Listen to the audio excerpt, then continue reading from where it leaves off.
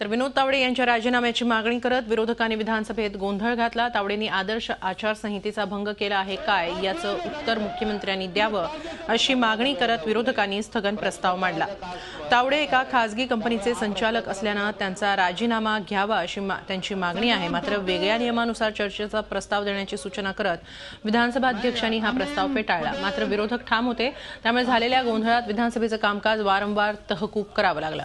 सरकारमधील किती मंत्री आदर्श आचारसंहितेचं पालन करतात असा विरोधकांचा सवाल आहे। मात्र हा विचार केला तर अनेक माजी मंत्र्यांनाही राजीनामे द्यावे लागतील अशा शब्दात मुख्यमंत्र्यांनी या आरोपाला प्रत्युत्तर दिलं।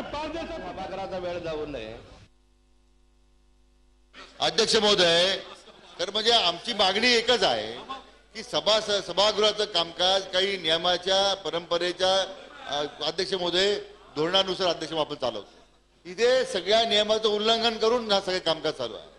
या ठिकाणी अध्यक्ष महोदय मंत्रिमंडळाच्या सदस्याच्याकडून जे काही मॉडेल कोड ऑफ कंडक्टचा जो या ठिकाणी भंग झालेला आहे, आम्ही एकच मागणी केलेली आहे की अशा प्रकारचा मॉडेल कोड ऑफ कंडक्टचा भंग एखाद्या मंत्रिमंडळाच्या मंत्र्यांकडून झाला का, आणि या बाबतीमध्ये माननीय मुख्यमंत्री काय कारवाई करणार झाला असेल तर अध्यक्ष महोदय आम्ही एवढी अपेक्षा करतोय, याचा खुलासा सन्माननीय मुख्यमंत्र्यांनी करावा।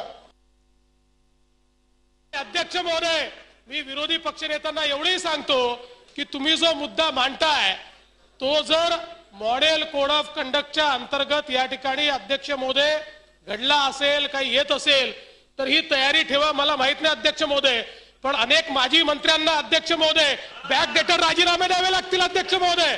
त्यामुळे ते सगळंच या ठिकाणी येणार आहे, काळजी करू नका। प्रत्येक गोष्टीला सक्षमपणे या ठिकाणी उत्तर दिला जाईल अध्यक्ष महोदय। झी 24 तास रहा एक पाऊल पुढे।